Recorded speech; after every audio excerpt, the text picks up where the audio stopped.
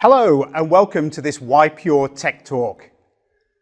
My name is Mark Jobbins. I'm the Field CTO for Pure Storage in Asia Pacific and Japan. It's my absolute pleasure to join you today on this talk.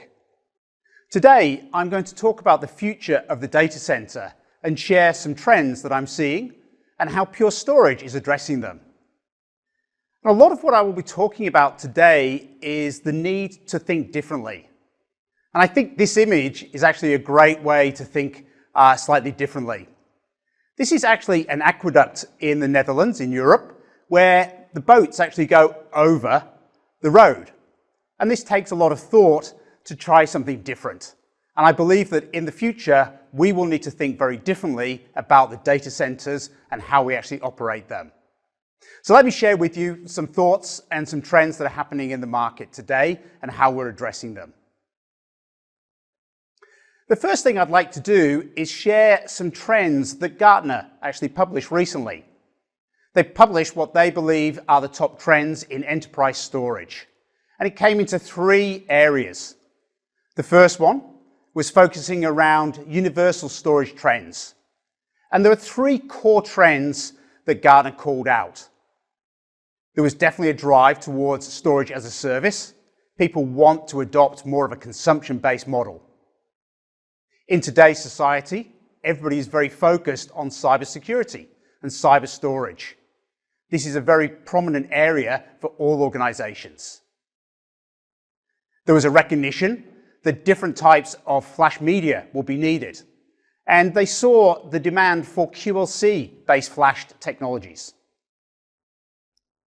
In the second pillar, which was looking very much at enabling business insights, they wanted to reduce complexity, and they see their customers are calling out for a single platform. They're also looking for more data management services. And as we've seen, most organizations want to have some kind of hybrid cloud solution.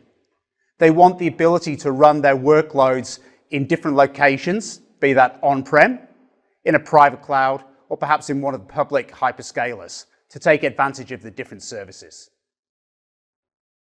The third pillar was focusing very much on that flash media and also the rise of containers.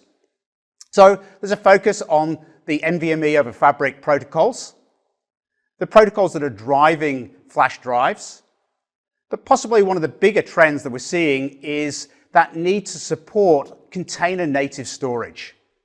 So this was released by Gartner back in June of this year in 2023. And these were the top focus areas for organizations for enterprise storage. In my role as the Field CTO for Pure Storage, I have the opportunity to speak to many different organizations.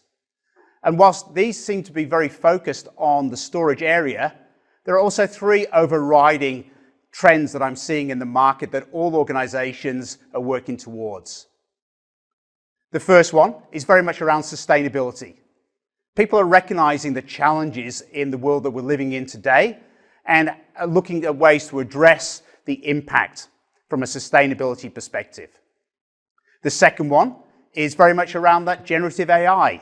And I think there's a huge wave of interest in how this perhaps can help organizations probably change some of the ways that they interact with their customers. And then the final one is very much around that cyber protection. I think it's very much front of mind for all organizations that they need to protect their data. So in this talk, I'm going to cover off some of those topics and show how Pure Storage is working with it. But I'm going to start with quite an interesting graphic. And this is a graphic representing a population density distributed around the world. And it's probably no surprise that we see that it's dominated by coastal cities, quite often powered by rivers, which are shipping goods and people around. I'm lucky to be here today in Seoul, and we can see the population density in this part of the world is very high. So changes in global warming and climate have a very significant impact on these cities. And it is super important that we try and manage the rate of climate change. Back in 2015, 196 countries agreed to try and limit global warming by the three main greenhouse gases to 1.5 degrees Celsius. And this is really important to try and control climate change. Unfortunately, in 2021, methane, nitrous oxide, and CO2 all reached record new high levels. So this is really important from a sustainability perspective and the impact on the planet that we're living in. Now, you may ask, well, what does that have to do with IT? Well, it's actually estimated that about 1 to 2% of all power that is generated in the world is consumed by data centers and by data transmission. So that's very significant. Now, it's actually thought this will change in different areas. So local countries will have different demands. And in some countries, we're seeing the demand is so high that it is straining the national grid. One example of that is in Europe again, in Ireland. It's estimated that about 14% of all power generation there goes to running data centers. What that has meant is that the Irish government has now had to stop expansion of data centers, the building of new data centers, because the national grid, the national power grid, cannot provide any more power. So it's important to think about that. But it's also important to recognize that it's estimated that about 20 to 25% of that power that is consumed in data centers just goes to actually storing data. And IDC estimates that by 2026, this could increase to 40%. So a large amount of power is actually going just to store data. And certainly the way that we're seeing growth in data storage, this will challenge the current status quo around how we store data, and people need to think differently. If we want to think about the impact from a greenhouse gas emission perspective, there are 3 ways that perhaps we can control the impact from those greenhouse gas emissions. The first one, we can either maintain or reduce or at least control the demand for power to run these data centers. And this becomes incredibly important as we see the impact in different regions. The second way is to improve the supply. So perhaps look at more renewable energy to reduce the impact. And the third way that we could look at this is how do we actually mitigate the impact of those greenhouse gas emissions. So that might be, let's plant some trees. Let's look at some carbon sinks.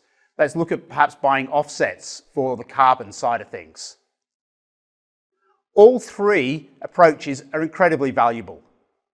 But I believe that the first one, reducing the underlying demand for the power, is the one that will have the long-term impacts and allow the increase in data storage whilst maintaining the power requirements. Now, it's very much this first one that Pure Storage is focused on. We've been very focused on controlling the amount of power and cooling that is required to run our devices. And this will be very much part of the theme of this talk today. So that was the first one, talking about sustainability.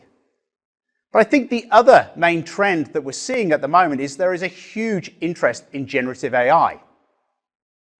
And most organizations are looking at generative AI and seeing how that perhaps can change the way they deliver services. Can it accelerate the way that they create new interfaces and new experiences for their customers?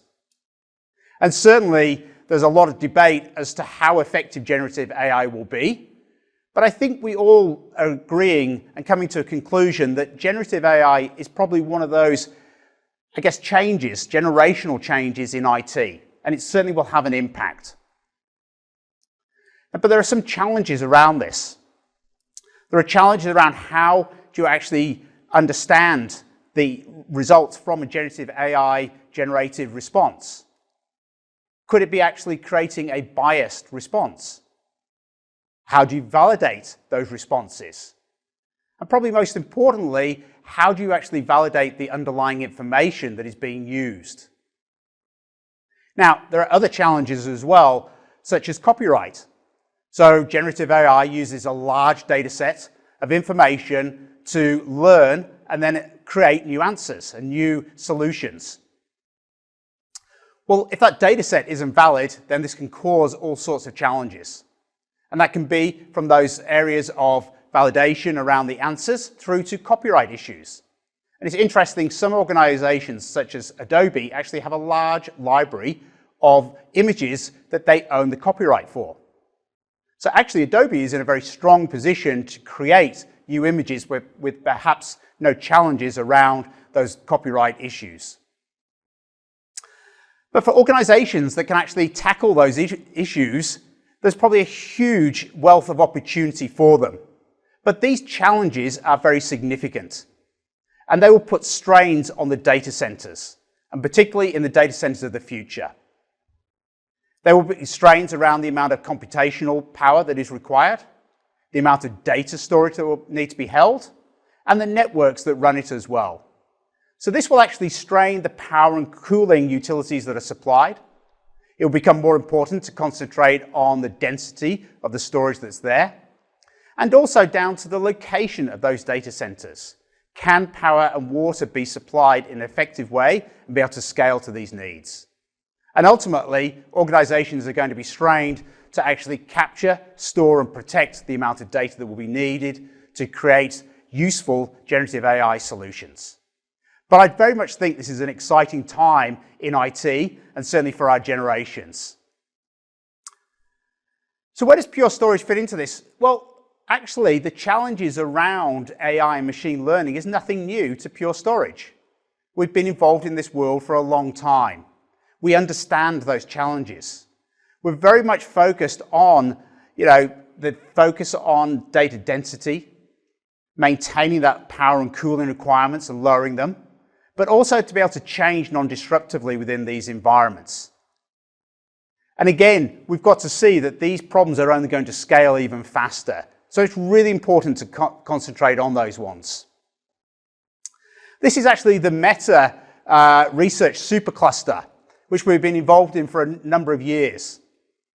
In the first phase, there was over 250 petabytes of Pure Storage attached to this environment. And there's around 750 DGX A100 compute nodes on there as well. Interestingly, Meta selected Pure Storage for those key challenges around those data center challenges, which was we had lower power and cooling requirements, we had a much higher density for storage in those areas, and equally important for Meta was the high levels of reliability. In an environment of that colossal scale, you need to have these three areas front of mind. And this has now become the cornerstone and the foundation of the Meta supercluster. So part of the question here is Pure Storage, we create our own direct flash modules. And this is an NVMe drive. And the real reason we decided to do this was we could see these challenges that were going to come in this AI era. We wanted to ensure that we could get higher levels of reliability. We could maximize the amount of storage that could be contained on these direct flash modules. We wanted to control our own destiny to be able to change the medium that we used. We originally started with TLC-based NAND, and then we moved to QLC when the time was right to increase density. So over time, we've been able to hold the same form factor, the same power and cooling requirements for these direct flash modules, but significantly increase the density and capacity of them. In fact, 10 years ago, we launched our initial flash array systems with a 5 terabyte environment. In the last decade, we've then improved and expanded the capabilities to match these requirements. And in that relatively short time, we've now been able to significantly increase the capacity in the same footprint, requiring less power, despite being over 1,200 times larger in capacity. And this is how we've helped organizations tackle the challenges of the AI era. So we made this call to go to direct flash, and this was important for us because we could see that we could accelerate the growth of these direct flash modules, these storage modules, faster than the market could. Certainly much faster than hard drives could. And this is another interesting graphic that shows the difference between hard drives and the growth of the direct flash modules. This year, we moved from 48 terabyte QLC-based direct flash modules to announcing 75 terabyte direct flash modules in the same footprint, same power and cooling. They're now shipping. But we also shared with the market a roadmap to move to 300 terabyte direct flash modules in the very near future, in 2026. Again, the same footprint, the same power requirements, the same cooling requirements, the same physical space. So we're significantly increasing the density of that direct flash module. If we compare that to the hard drive roadmaps, we see that some of the hard drive manufacturers are hoping to release a 50 terabyte hard drive in 2026. Well, we're already shipping larger drives than that today, and the 75 terabytes are coming out. So I feel very strongly that the roadmap to higher density, more reliability, lower power and cooling requirements is very much in Pure Storage's control. And I'm very excited about the future that contains. But if we want to look at the rise of cloud-native applications, this is seen very much as a way to accelerate faster innovation within this complex world. And I think it becomes more important to have choice and flexibility to allow organizations to create their applications in different locations. And we're certainly seeing a maturing of that application design philosophy around cloud-native applications. What we're also seeing is a change in the profile of the applications that are running within containers. We're seeing far more databases running in containers. We're seeing AI and ML applications running there, data caching. What that means is that the storage that is attached to containers becomes more important. Persistent storage is now critical to these cloud-native applications. Therefore, you need a different connection methodology to those containers. And that's really much where Pure Storage fits in with our Portworx software-defined storage layer, which connects any storage platform to a Kubernetes container environment and provides that ability to protect that data, allow containers to be stopped and started, and have the flexibility to move between different cloud platforms. So this is becoming more and more important, along with the simplicity attached to Portworx. The other one that we see is, in this world today, most organizations have recognized that having a single cloud provider is perhaps not best for their organization. And everybody seems to want to have multiple cloud providers to get flexibility, possibly take the best benefits and features of a particular cloud provider, but also perhaps avoid lock-ins. So Pure Storage, with its Pure Fusion product, its Cloud Block Store products, Portworx, and our REST APIs allow us to provide that seamless automation between different clouds for our customers.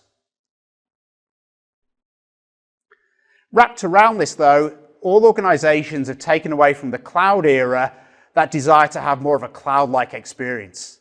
And that's very much dominated around self-service, continual innovation, and the ability to use high-end automation to manage people's environments.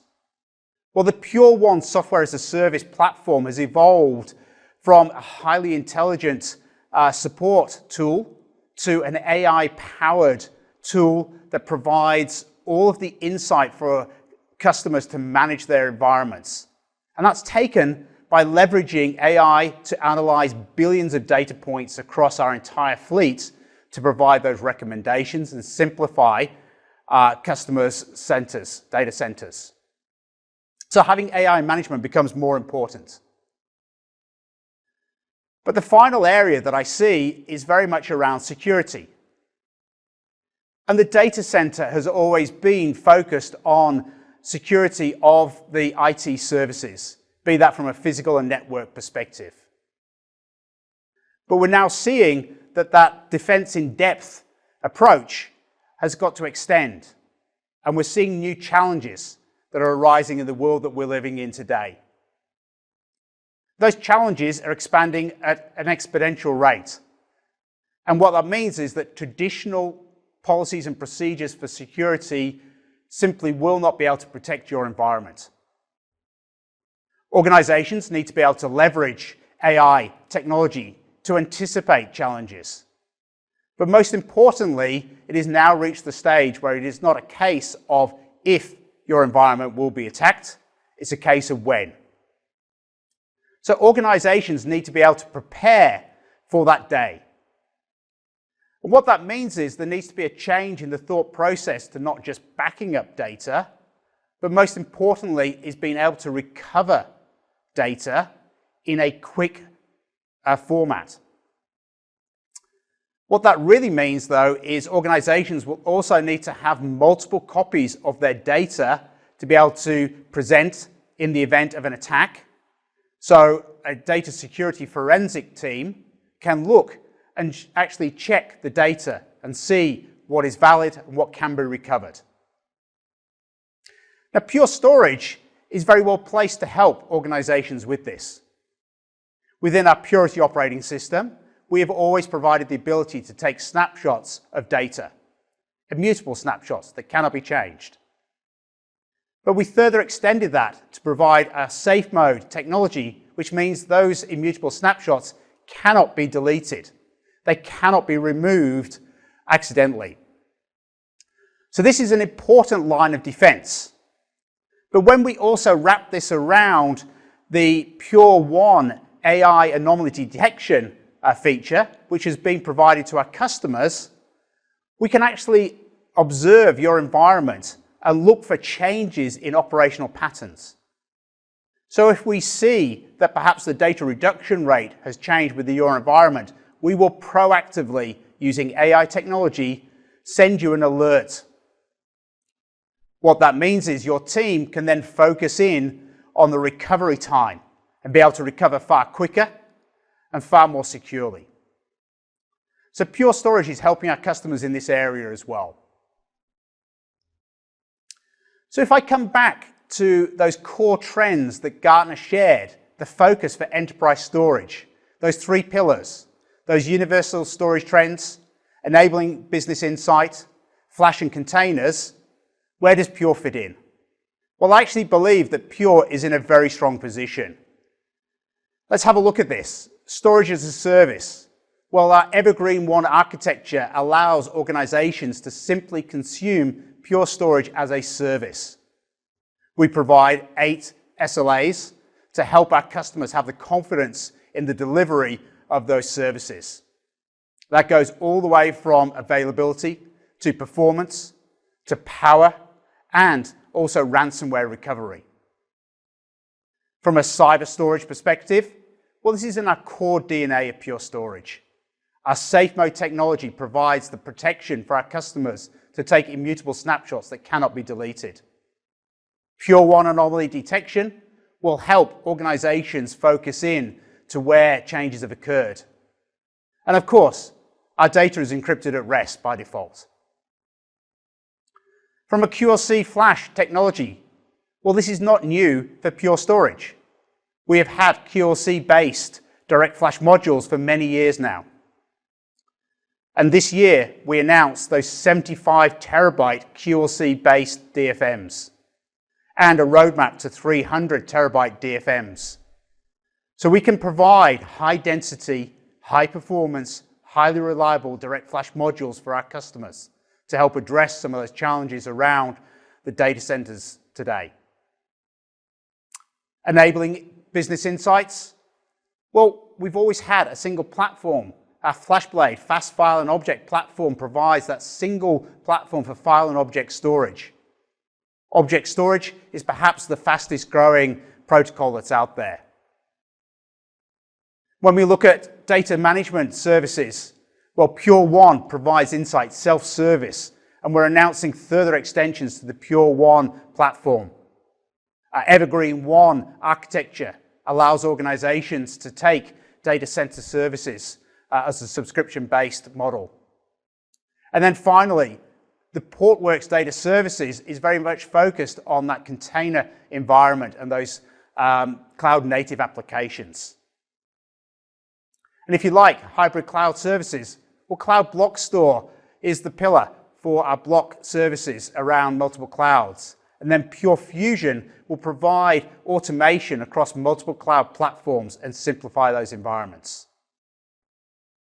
If we want to focus in on that Flash and container world, well, Gartner believes that having the ability to have NVMe protocols across Fabric is important.